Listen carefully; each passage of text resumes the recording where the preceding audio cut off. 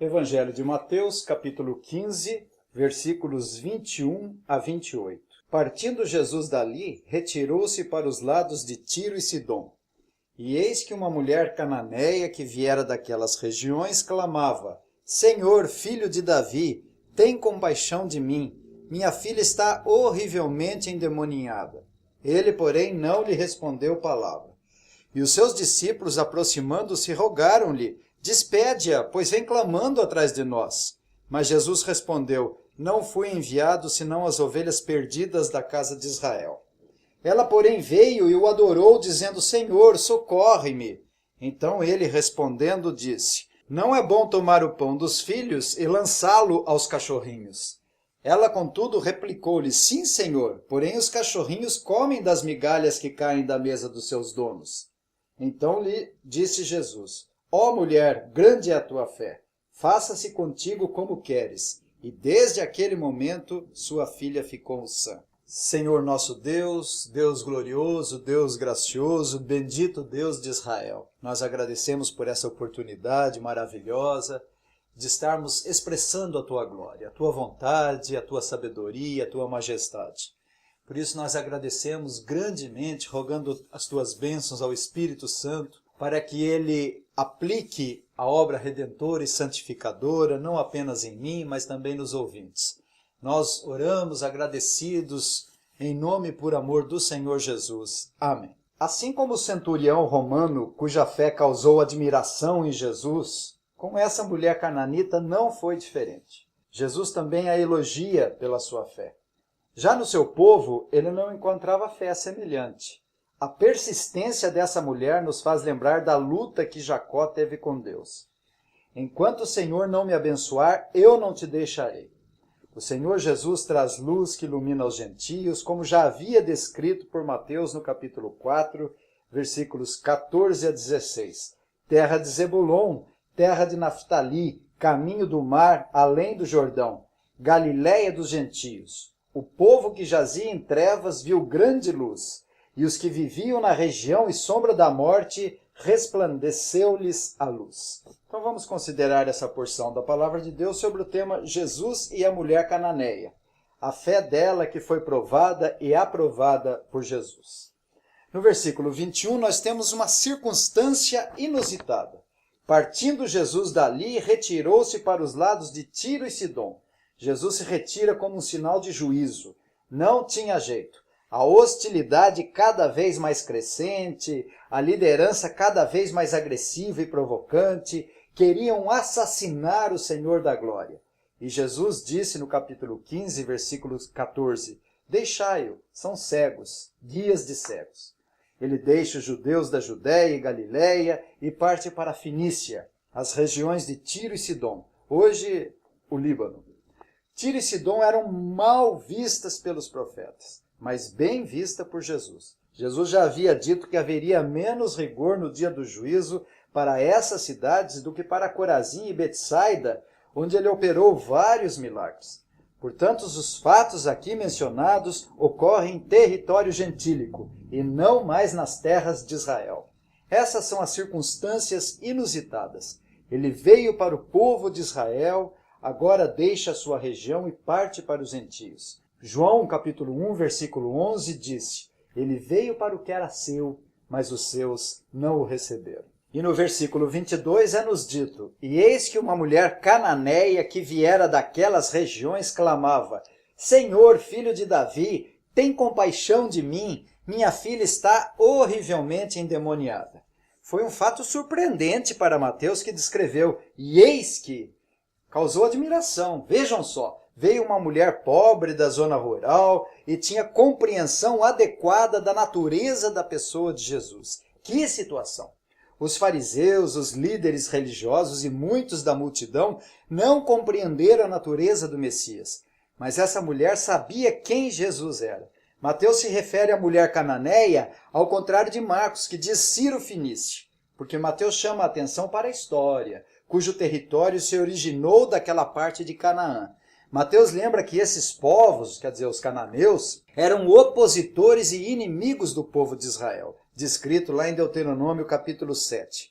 Como ela conhecia o Senhor? Provavelmente porque a fama do Senhor já tinha alcançado aquela região, descrita lá no capítulo 4, versículo 24. Portanto, essas são as circunstâncias inusitadas. O clamor de uma mulher pobre da zona rural e que tinha compreensão apropriada de quem o Senhor Jesus era. No versículo 23, ele, porém, não lhe respondeu palavra. E os seus discípulos, aproximando-se, rogaram-lhe: despede-a, pois vem clamando atrás de nós. E o fato surpreendente continua por causa da resistência imprevista de Jesus. Ele, porém, não lhe respondeu palavras. Isso não era comum, mas essa atitude inesperada de Jesus fez ela perseverar, característica da fé genuína. Tiago, lá no capítulo 1, diz: meus irmãos, tende motivo de toda alegria ao passarde por várias provações, sabendo que a prova da vossa fé produz perseverança. A segunda resistência foi dos discípulos que queriam que o Senhor a despachasse. E os seus discípulos, aproximando-se, rogaram-lhe: despede-a, pois vem clamando atrás de nós. Mas ainda temos uma terceira resistência no versículo 24. Mas Jesus respondeu: não fui enviado senão as ovelhas perdidas da casa de Israel. É claro que Jesus estava provando essa mulher a fim de que sua fé fosse manifestada e ele pudesse elogiá-la por isso. Essa declaração de Jesus foi surpreendente, porque ele estava em território gentílico e disse que não tinha sido enviado senão as ovelhas perdidas da casa de Israel. E a surpresa continua por causa da perseverança dessa mulher. No versículo 25, ela, como Jacó que lutou com Deus, disse. Ela, porém, veio e adorou, dizendo: Senhor, socorre-me. Que firmeza dessa mulher! Que luta que ela estava travando com o Senhor Jesus. E a oposição do Senhor continua quando ele ainda se recusa no versículo 26. Não é bom tomar o pão dos filhos e lançá-lo aos cachorrinhos. A palavra grega é diferente dos cães carniceiros, que aparece lá no capítulo 7, versículo 6. Não deis aos cães o que é santo. Lá, os cães são comparados a urubus, mas aqui, muito embora que seja cachorro do mesmo jeito, mas um cachorro de estimação. De qualquer forma, Jesus não sucumbiu tanto com seu silêncio inicial, depois com os discípulos e agora novamente com ela. Ela continua pelejando com o Senhor no versículo 27 e não se sentiu humilhada pela declaração de Jesus. Ela não disse: mas o que o Senhor está fazendo aqui no nosso território então, já que o Senhor veio para o seu povo? E ela, contudo, replicou, ela não disse assim, mas ela replicou: sim, Senhor.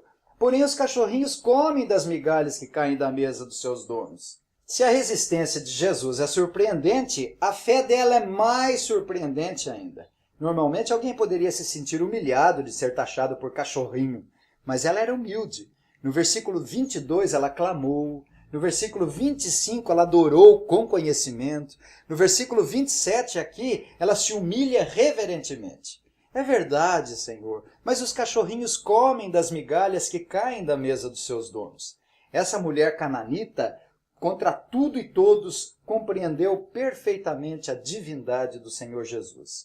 Enquanto os irmãos incrédulos de Jesus, os patrícios de Nazaré e os líderes rejeitavam obstinadamente o Senhor Jesus, essa mulher não deixou o Senhor enquanto não fosse atendida por ele. No versículo 28, ela veio e o adorou, dizendo: socorre-me, Senhor. Que fé extraordinária dessa mulher. Que maravilha. Não foi à toa que o Senhor a elogiou como um resultado absolutamente esperado. Nós lemos no versículo 28, então lhe disse Jesus: ó mulher, grande é a tua fé, faça-se contigo como queres. E desde aquele momento sua filha ficou sã. Em primeiro lugar, a sua fé foi elogiada por Jesus, que já havia feito isso antes com o centurião romano. Ó mulher, grande é a tua fé. Por isso ele, inicial e aparentemente, foi ríspido com ela. Ele a elogiou de tal maneira que nunca fez isso antes com religioso algum, só com os gentios. E o segundo resultado esperado, Jesus atendeu seu pedido. E desde aquele momento que o Senhor Jesus determinou que fizesse com ela de acordo com o que ela queria, e a sua filha ficou sarada. Apenas para concluir, em primeiro lugar, o alcance da salvação do Senhor extrapolou a nação de Israel. João parece que ficou admirado com a obra da redenção ao dizer: Deus amou o mundo de tal maneira que deu seu Filho unigênito para que todo aquele que nele crê não pereça, mas tenha vida eterna. Paulo falou várias vezes que a salvação veio primeiro aos judeus e depois aos gregos. A segunda lição, a fé genuína é encontrada onde se menos espera. A fé dessa mulher foi imprevisível e inesperada. A mulher saiu do nada.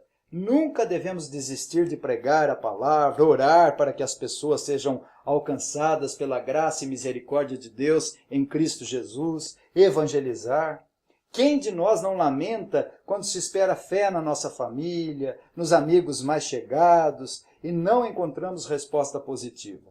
Enquanto em outros, quando menos esperamos, quase por acaso, e com uma palavra apenas, respondem positivamente com fé e arrependimento. É triste e decepcionante, mas é o que acontece. A hostilidade do povo de Israel estava crescendo. Então Jesus se retirou da região da Palestina e eis que encontrou uma mulher cananita com uma grande fé. Em terceiro lugar, a aflição pode nos levar a chegarmos mais perto do Senhor com oração e dependência. Essa mulher chegou a Jesus adorando, se humilhando reverentemente, clamando com perseverança e insistência, lutando com o Senhor, como fez Jacó com Deus. Devemos ter a mesma atitude dessa mulher, persistindo na oração, com adoração, com humildade e muita perseverança. Jesus contou uma parábola sobre um juiz ímpio, cujo ensino era sobre o dever de orar sempre e nunca esmorecer, lá em Lucas capítulo 18. Quarto lugar, o Senhor, ao dizer, faça-se contigo como queres, atende a mãe e demonstra que ama a família. Ele já havia acolhido o pedido de Jairo, que rogou pela sua filha. Essa mulher pede pela sua filha e Jesus lhe presta auxílio. Que bênção orar pelos nossos filhos que ainda não podem orar porque são bebês, ou quando ainda não sabem orar na infância. Portanto, o Senhor ama a família e não é à toa que a igreja é simbolizada pela família de Deus, descrita lá em Efésios capítulo 2, versículo 19. Hoje o culto doméstico está totalmente em desuso. Se perguntássemos para um marido crente se ele chama sua família para fazer um habitual culto doméstico, provavelmente ficaria surpreso com a pergunta. Um puritano disse, um lar sem culto doméstico é uma casa sem alicerces. O Senhor Jesus aqui provou que ama a família, acolhendo o pedido dessa mãe desesperada. E, finalmente, em quinto lugar, os evangelhos têm como propósito revelar a Cristo.